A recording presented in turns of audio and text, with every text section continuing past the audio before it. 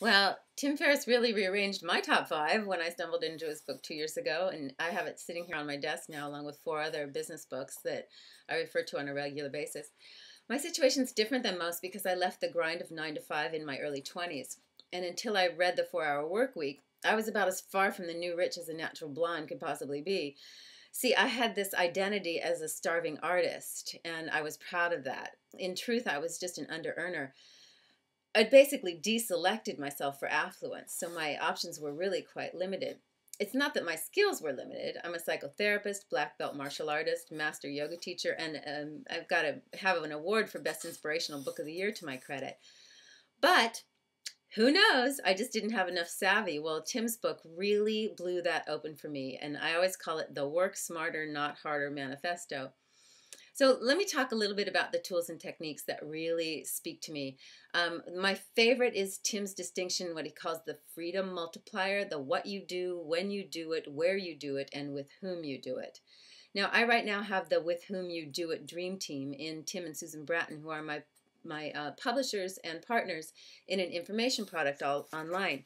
We started out with something called the Overeating Cure, and we have plans to do the Sexless Marriage Makeover. And if I get my way, we're going to do a fun one that gives men the down low on how to boost their sexual intelligence. My where happens to be any place I can plug in this MacBook Pro. And my when, believe it or not, is between 4:30 and 7 o'clock in the morning, which is my most productive time of the day. Another Tim Ferriss nugget of pure genius that I want to talk about is definition. Anyone who's ever read Carlos Castaneda knows that this is the real secret. When I work with writers, I call it the beauty of a deadline. Because in my world, a hard stop is what makes things happen. It's the same in romantic or sexual relationships. And no, I'm not talking about the moment of climax. I'm talking about knowing your parameters, knowing where your line in the sand is. And it's the very same thing in business. When I'm doing deals, whether I'm getting seed funding for a breakthrough data storage product that could explode the world of cloud computing, or like I did recently, hooking up a genius inventor who's got a whole new way to do commerce on the internet with the powers that be in Silicon Valley, I keep my eyes on very specific, clear goals and parameters. What good boundaries are to healthy relationships, clear goals and deadlines are to accomplishment. Now, lastly, I want to say something about Chapter 4, System Reset, where Tim talks about being unreasonable and unambiguous. I got a major system reset many years ago when a power coach who had hired me to ghostwrite for him said, "You're an overachiever who's underachieving." Ouch, did that ever hurt. On a more specific note, let's look at what happened with the Overeating Cure to illustrate the power of being unreasonable and unambiguous. A number of months back, Susan Bratton read a little ebook I'd written called The Naughty Girl's Guide to Permanent Weight Loss. Cute title, right?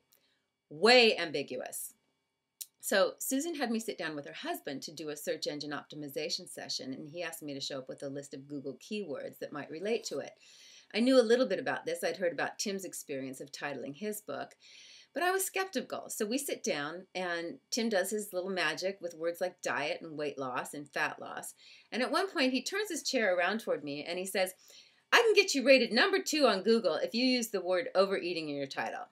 And I'm like, overeating? That's not exactly my favorite thought form, but there you had it. So we played with a couple of URLs, came up with the title. And the interesting thing is that out of that, this very specific and unambiguous title, the whole product started taking shape in a whole new way to define what a cure is. It was really fascinating, and now I feel like I've written something that could really be the game changer in the weight loss industry. Isn't that cool? Anyway, thanks for the challenge, Tim, and good luck, everybody.